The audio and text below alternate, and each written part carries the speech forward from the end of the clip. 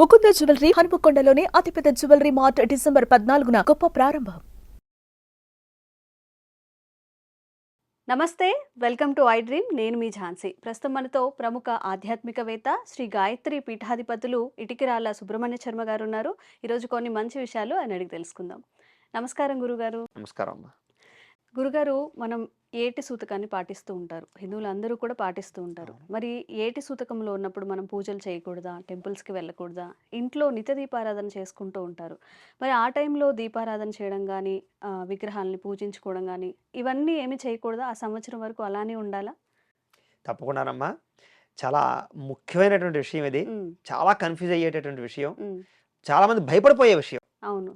సాధారణంగా ఇంట్లో ఎవరో ఒకరు కాలం చేస్తారు. సంవత్సర సూతకం అంటారు. అంటే సంవత్సరం పాటు వాడు సూతకుడు, అంటే వాడు సూతకం ఉంటుంది. దాన్ని ఏటి మైలు అంటారు.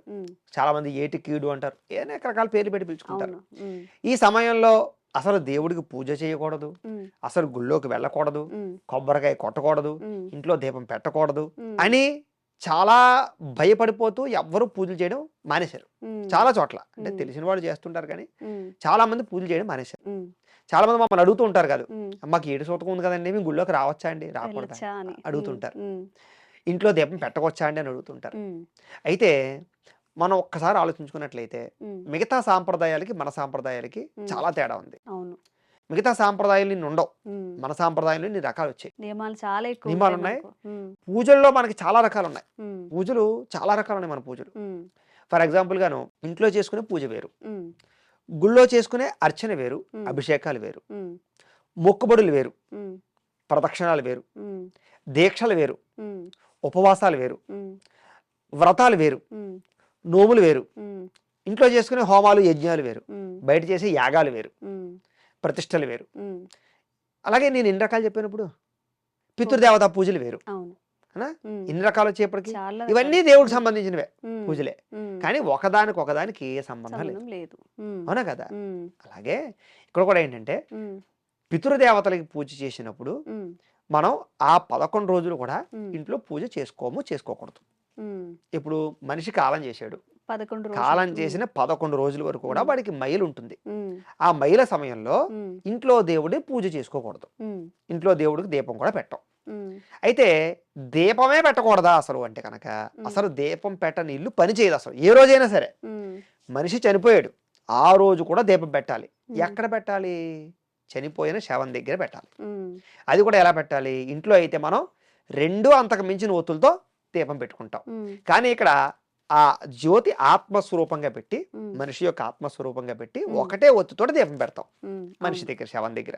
శవం ఉన్నంతసేపు, శవం వెళ్ళిపోయిన తర్వాత వాడి ఫోటోనో ఏదోటి పెట్టి అక్కడ ప్రతిరోజు ఉదయం రాత్రి దీపం వెలిగిస్తాం ఖచ్చితంగా. ఆ 11 రోజుల మైలా అయిపోయిన తర్వాత 12వ రోజు నుంచి ఇంట్లో పూజలు ప్రారంభం చేసుకోవచ్చు. ఇంట్లో దీపం పెట్టుకోవాలి, ఇంట్లో దీపం మానకూడదు అసలు ఎట్టి పరిస్థితుల్లో. ఆ 11 రోజులు మాత్రం ఒకటే ఒత్తుతో దీపం పెడతాం, ఆ ఫోటో దగ్గర పెడతాం. 12వ రోజు దగ్గర నుంచి మనకి సూతకం పోయిన తర్వాత మనకి శుద్ధి చేసేస్తారు మన బ్రాహ్మలు వచ్చి, ఆ శుద్ధి అయిపోతుంది మనకి ఆల్రెడీ. అక్కడ నుంచి మనం ఇంట్లో 2 లేదా 3 ఒత్తులతో ఖచ్చితంగా దీపారాధన చేయాలి. దీపం అసలు ఇంట్లో మారడానికి వీలే లేదు, అసలు దీపం పెట్టుకోవచ్చు. ఇంకా పూజలు చేయొచ్చా చేయకూడదా అంటే ఇందాక నేను చెప్పాను చూసారా, నోములు వేరు, వ్రతాలు వేరు, దీక్షలు వేరు, గృహప్రవేశాలు, శుభకార్యాలు వేరు. ఏవి చెయ్యకూడదు ఏవి చెయ్యొచ్చు అంటే, శంకుస్థాపన శుభకార్యం చేయకూడదు, గృహప్రవేశం శుభకార్యం చేయకూడదు, అలాగే పెళ్లి శుభకార్యం చేయకూడదు. అది ఎవరి పెళ్లి చేయకూడదు? అబ్బాయి పెళ్లి మాత్రమే చేయకూడదు. మళ్ళీ అమ్మాయి పెళ్లి చేయొచ్చు, ఇంట్లో అమ్మాయి పెళ్లికి వర్తించదు. 12వ రోజు కూడా చేసేయచ్చు పెళ్లి. మొట్టమొదటి నెలలో చేస్తే ఇంకా విశేషం. ఆ ఫలితం, ఆ కన్యాదాని ఫలితం చనిపోయిన వాళ్ళకి దక్కుతుంది. అందుకనే ఇంట్లో ఆడపిల్లలు ఉంటే, ఈడుకొచ్చినటువంటి ఆడపిల్లలు ఉంటే, ఎవరన్నా కాలం చేసిన తర్వాత సంవత్సరం తిరగకుండా కుదిరితే అవకాశం ఉంటే పెళ్లి చేసేస్తారు. అంటే ఆ యుక్త వయసు వచ్చి పెళ్లిడికి వస్తే పెళ్లి ఆపరం.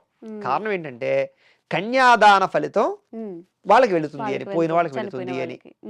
అంచేత ఆ రకంగా పెళ్లి చేసేయచ్చు. ఆడపిల్ల పెళ్లి అయితే చేయొచ్చు, మగపిల్లాడి పెళ్లి పనిచేయదు, ఎందుకంటే వాడు సూతకుల్లోకి వెళ్తాడు కాబట్టి. ఆ రకంగా పెళ్లిళ్ళు పనిచేయవు, దీక్షలు పనిచేయవు, మాలలు, అయ్యప్ప స్వామి మాలలు, భవానీ దీక్షలు పనిచేయవు, అలాగే నోములు పనిచేయవు. ఇలాంటివి అవి కూడా పనిచేయవన్నమాట. ఉమ్, ఏవి పనిచేస్తాయి ఉమ్, అంటే మన ఇంట్లో నిత్య నైమిత్తిక కర్మ ఏదైతే ఉందో, ఉమ్, మా బ్రాహ్మణులకు సంధ్యావందనం చేసుకోవడం, ఉమ్, ఈశ్వరార్చన లేకపోతే దేవతార్చన చేసుకోవడం, ఉమ్, మిగతా మీలాంటి వాళ్ళు అనుకోండి ఇంట్లో రోజు లలిత సహస్రము విష్ణు సహస్రము పారాయణ చేసుకుంటారు, ఉమ్, దేవుడు మామూలుగా ఇంట్లో పూజ చేసుకుంటారు, మ్మ్. నిత్య పూజ, అది మానక్కర్లేదు. ఓకే. ఇంట్లో నిత్య పూజ 12వ రోజు నుంచి చేసుకోవాలి. ఉమ్, చేసుకోవాలి, మ్మ్. చేసుకోవచ్చా కాదు, చేసుకోవాలి. ఇంట్లో పూజ మానకూడదు అసలు. ఉమ్, ఆ 12 రోజులే మానాలి. ఉమ్, ఆ తర్వాత కంటిన్యూగా పూజ చేసుకోవచ్చు. ఓకే. ఇక కొబ్బరికాయ కొట్టచ్చా? ఉమ్, ఖచ్చితంగా కొట్టచ్చు. కొట్టచ్చు. గుళ్ళోకి వెళ్ళొచ్చా? ఉమ్, ఖచ్చితంగా వెళ్ళొచ్చు. అయితే గర్భగుడిలోకి వెళ్ళకూడదు. ఉమ్, ఇప్పుడు శివాలయానికి వెళ్ళారండి, ఉమ్, శివాలయంలో మండపం ఉంటుంది బయట. ఉమ్, ఆ మండపం దగ్గర నమస్కారం చేసుకోవాలి, ఉమ్, చుట్టూ ప్రదక్షిణాలు చేసుకోవాలి, ఉమ్, ఈశ్వరుడు దండం పెట్టుకుని వెళ్ళిపోవాలి. ఉమ్, గుళ్ళోకి గర్భగుడిలోకి వెళ్ళకూడదు. ఉమ్, శఠగోపం శఠారి పుచ్చుకోకూడదు. ఓకే. రెండోది ఉమ్, గుళ్ళో అభిషేకాలు చేయించుకోకూడదు. ఉమ్, గుళ్ళో పట్టుకెళ్ళి కొబ్బరికాయ ఇచ్చో లేకపోతే ఇచ్చో నా పేరుని అభిషేకం చేయండి అనకూడదు. ఉమ్, ఎందుకంటే సూతకంగా ఉన్నాం కాబట్టి పని చేయదు. ఉమ్, అదే కాశీ లాంటి క్షేత్రాల్లో అదే ఉండదు. ఉమ్, మైల్లో అంట్లో ఇంక దానికి అదే ఉండదు. అది నిత్యం మహాశ్మశానం. అది ఉమ్, మనం ఎక్కడైతే ఆలయాలు శివాలయాలు ప్రతిష్ఠ చేసుకున్నటువంటి ప్రతిష్ఠితాలు ఉంటాయో స్వయంభూలు కాకుండా అలాంటి చోట్ల ఉమ్, గర్భగుడిలోకి వెళ్ళకూడదు. ఉమ్, తప్ప ఇంట్లో పూజ మనం చేతిలో మనం చేసుకోవచ్చు. ఓకే.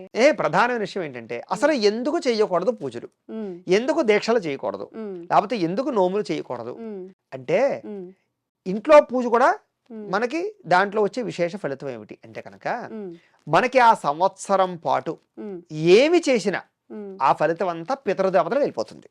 ఓకే. ఆ సంవత్సరం పాటు సూతక సమయంలో ఉమ్, ఆ సంవత్సరం వీడు ఏం చేసినా, ఉమ్, ఏ పుణ్యం చేసినా, ఉమ్, ఏ దానం చేసినా, ఉమ్, ఏ జపం చేసినా, ఏ పూజ చేసినా ఆ ఫలితం ఎవరికి అంటే కనుక చనిపోయిన వాళ్ళకి వెళ్ళిపోతుంది. మంచిదే కాబట్టి కదా గురువుగారు. కాబట్టి అది నీకు ఆ ఫలితం రాదయ్యా అని చెప్పారే తప్ప నువ్వు ఓకే. చెయ్యొద్దయ్యా అని చెప్పలేదు ఇక్కడ. దాన్ని మన వాళ్ళు అలా తీసుకున్నారు. దాని మన వాళ్ళు ఏం చేశారంటే అసలు చెయ్యకూడదు, పూజలే చేయొద్దు, పూజలే చెయ్యకూడదు, Temples కి అది వెళ్ళొద్దు. మహా నేరం, మహా ఆ, ఘోరం, మహా అవును. పాపం, ఉమ్, ఏదో అయిపోతావు అని అవును. చేశారు.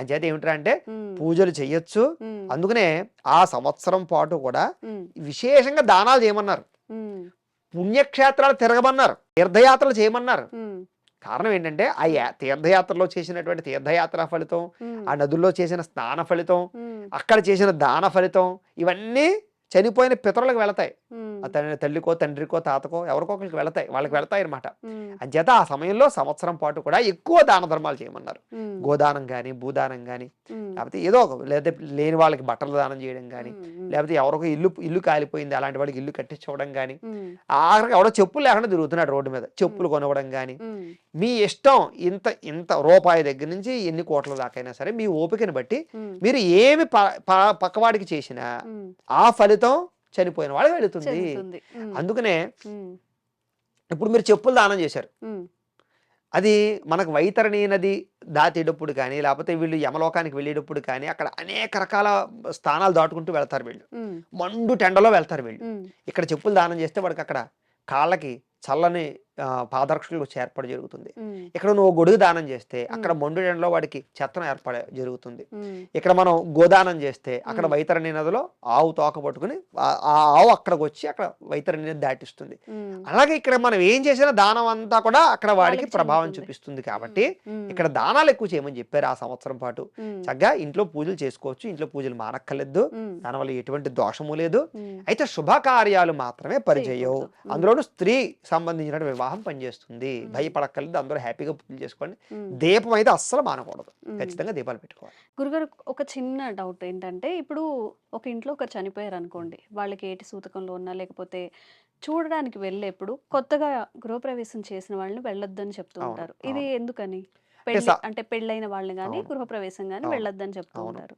సాధారణంగా మనకు విఘ్నేశ్వర వీధి కట్టినప్పటి నుంచి ఉమ్, కూడా ఉమ్, మనకు ఏం చెప్తారంటే కనుక మన పెద్దవాళ్ళందరూ కూడా ఉమ్, అశుభం జరిగినటువంటి చోటకి వెళ్ళకూడదు అని అవును, చెప్తారు. అవును. అలాంటి చోటకి వెళ్ళడం వల్ల ఏంటంటే కనుక ఉమ్, అంటే వీళ్ళు ఒక శుభపరమైనటువంటి కార్యానికి దీక్ష పూనేరు కాబట్టి, ఉమ్, దానికి వీధి కట్టారు కాబట్టి, ఉమ్, వాళ్ళు ఇంకా అటువంటి కార్యక్రమాలకు వెళ్ళడం వల్ల వీళ్ళ ఇంట్లో శుభం జరిగేటటువంటి పరిస్థితి కాబట్టి దాని ప్రభావం అక్కడ అవతల వాళ్ళు చేసే కర్మ ప్రభావం ఉమ్, వీళ్ళ మీద పడకూడదు అని ఉమ్, ఆ రకంగా వెళ్ళకూడదు అని చెప్పారు తప్ప వెళితే ఏదో అయిపోతుందని కూడా కాదు.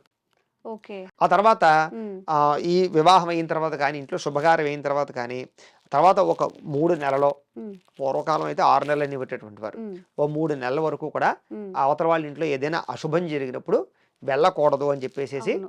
మన వాళ్ళు దానికి సంబంధించినటువంటి కొన్ని నియమాలు పెట్టారు. ఉమ్, కారణం ఏమిట్రా అంటే కనుక ఉమ్, వీళ్ళు ఒక శుభం చేసుకుని ఆనందదాయకమైన పరిస్థితుల్లో పూర్వకాలం ఏంటంటే శుభకార్యం అంటే అది ఒక రోజుతో 2 రోజులతో అయిపోయేవి కావు. ఉమ్, పండుగ దగ్గర నుంచి వెంటనే అయిన తర్వాత కొన్ని రకాల నోములు పెట్టడం దగ్గర నుంచి అవును. ఇలా ఒక తీర్థయాత్రలు చేయడం దగ్గర నుంచి కొన్ని మొక్కుబడులు తీర్చుకోవడం దగ్గర నుంచి ఉమ్, ఇలా అనేక రకాల విషయాలు ఉంటాయి. అవన్నీ కూడా ఈ 3 నెలలు వీళ్ళు క్లియర్ చేసుకోవాలి. ఉమ్, అంచేత ఆ సమయం వరకు కూడా వీళ్ళు ఉమ్, వాళ్ళ ఆ రకమైన దీక్షతో ఉంటారు కాబట్టి ఉమ్, వాళ్ళకి అలాంటి అశుభాలు జరిగిన చోటకి వెళ్ళొద్దయ్యా అని చెప్పారే తప్ప ఉమ్, వెళ్ళడం వల్ల వీళ్ళకి ఏదో కీడు జరుగుతుందని మాత్రం ఎక్కడా శాస్త్రంలో చెప్పబడలేదమ్మా. ఉమ్. నిజంగా మీరు చెప్తుంటే కొన్ని కొన్ని విషయాలు అంటే అంతరార్థం వేరే ఉంది, మనం అర్థం చేసుకొని పాటించే పద్ధతులు వేరే ఉన్నాయి. అవును. నిజంగా ఏది మనం ఎందుకు మూఢంగా ఒక విషయాన్ని ఫాలో అవుతున్నాం ఇప్పుడు అదే వాళ్ళ ఆలోచించ- ఇంట్లోనే ఏదో అపకీర్తి జరిగింది అనుకుందాం, ఆ, లేకపోతే ఏదో ప్రమాదం అవును. జరిగింది అనుకుందాం, అప్పుడు అప్పుడు ఖచ్చితంగా ఏమవుతుంది? ఇప్పుడు అక్కడే వాళ్ళ ఇంట్లోనే ఉండాలి పెళ్లి కదా. అయింది, ఉమ్, ఒక నెలలోనో 2 నెలల్లోనో ఉమ్, వాళ్ళ ఇంట్లో వాడికి ఏదో తేడా వచ్చింది. ఉమ్, వేడి వాళ్ళు కర్మ చేయడా, ఉమ్, లేకపోతే చూడడానికి వెళ్ళడా, ఉమ్, వాడి ఇంట్లోకి శవాన్ని రానివ్వడా? ఇవన్నీ కూడా ఏంటంటే ఉమ్, విపరీతమైనటువంటి మనం పెట్టేసుకున్నటువంటి విషయాలే అవును. తప్ప ఉమ్, శాస్త్ర ప్రకారంగా అయితే కనుక అలా వెళ్ళకూడదు అని కానీ ఇలా చేయకూడదని కానీ ఎక్కడా లేదు. ఉమ్, అయితే మనం మన సాంప్రదాయాల్లో కొన్ని రకాల పద్ధతులు అవి ఉన్నాయి కాబట్టి ఉమ్, వాటి కారణం చేత మనం వాటికి దూరం పెట్టామే తప్ప ఒక 3 ఉమ్, నెలల పాటు వెళ్లకుండా నిషేధం చేసాం తప్ప ఉమ్, వెళితే ఏదో ప్రమాదం అని మాత్రం కాదు. ఉమ్. వాస్తవాల్ని చాలా చక్కగా చెప్పారు చాలా గురుగారు. సంతోషం అమ్మా. ధన్యవాదాలు. నమస్కారం.